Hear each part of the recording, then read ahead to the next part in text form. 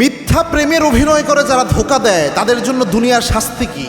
দেখেন, গুরুত্বপূর্ণ একটা বিষয়। বর্তমান জেনারেশনে অনেকে রয়েছে হারাম রিলেশন করে, যদিও বিষয়টা হারাম, কিন্তু এই হারাম হলেও এখানে একটা কমিটমেন্ট থাকে অনেকের, এবং মিথ্যা প্রেমের অভিনয় করে অনেকে রয়েছে আরেকজনের জীবন নষ্ট করে দিয়ে সে পরে ছলনা করে চলে যায়। এরকমটা অনেক ক্ষেত্রে হয়, যদিও বিষয়টা হারাম, তবুও এই বিষয়ে একটা জিনিস মেনে বোঝা এখানে জরুরি।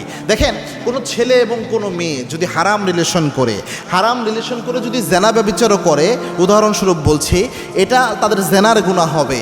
আল্লাহর কাছে যদি তওবা করে মাফ চায়, আল্লাহ চাইলে তাদের মাফ করে দিতে পারে, এ পুরাটাই আল্লাহর অধিকার। জেনার গুনাহ তওবা করলে মাফ হয়। বাট যদি এমন হয় মিথ্যা প্রেমের অভিনয় করলো, বিয়ের উসিলা দিয়ে, বিয়ের কমিটমেন্ট দিয়ে, বিয়ের ওয়াদা দিয়ে কোনো মেয়ের সতীত্ব নিয়ে নিল বা তার সাথে ফিজিক্যাল রিলেশন করলো, পরবর্তীতে আর বিয়ে করলো না, এই যে জুলুমটা হলো, এটা কিন্তু ব্যক্তির সাথে একটা অপরাধ হলো, ওয়াদা ভঙ্গ হলো, প্রতারণা হলো।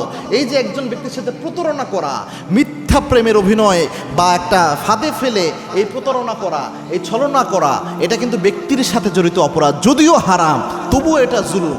এটা যদি কেউ করে, অবশ্যই সে আল্লাহর দরবারে আসামি হবে। এবং আরেকজন ব্যক্তির হক নষ্ট করা, এটাকে বলা হয় হাক্কুল ইবাদ। এই হাক্কুল ইবাদ যারা নষ্ট করে, কিয়ামতের দিন আল্লাহ সব গুনাহ মাফ করলেও ব্যক্তির সাথে জড়িত অপরাধ আল্লাহ মাফ করে না। এবং যারা এরকম প্রতারণা করে, ছলনা করে, আল্লাহর হাবিব জানিয়েছেন, মান গশশানা ফালাইসা মিন্না, যারা ধোঁকা দেয়, প্রতারণা করে, তারা আমি নবী মুহাম্মদের উম্মত হতে পারে না সাল্লাল্লাহু আলাইহি সাল্লাম। তারা আমি নবী মুহাম্মদ সাল্লাল্লাহু আলাইহি সাল্লামের উম্মত কখনোই হতে পারে না। এজন্য গুরুত্বপূর্ণ একটা বিষয়। এজন্য প্রিয় যুবক ভাইয়েরা এবং যুবতী বোনেরা, যাদের কাছে আমার আলোচনা পৌঁছাচ্ছে, খবরদার এই কাজগুলো কখনো করবেন না। একদম হারাম মুক্ত জীবনযাপন করার চেষ্টা করেন, অল্প বয়সে বিয়ে করে নেন, হারাম মুক্ত জীবনযাপন করেন। আর যাই হোক, কখনো মিথ্যা প্রেমের ছলনা, মিথ্যা অভিনয়, মিথ্যা স্বপ্ন দেখিয়ে আরেকজনের জীবনকে ধ্বংস করে দিয়েন না।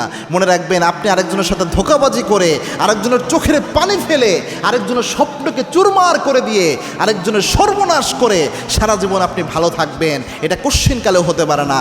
অনেক ক্ষেত্রে এটার জন্য দুনিয়াতেই আল্লাহ এমন পাকড়াও আপনাকে করবে, আরেকজনের শান্তি নষ্ট করলে দুনিয়াতেই আল্লাহ আপনার শান্তি নষ্ট করার ব্যবস্থা করে দেবে।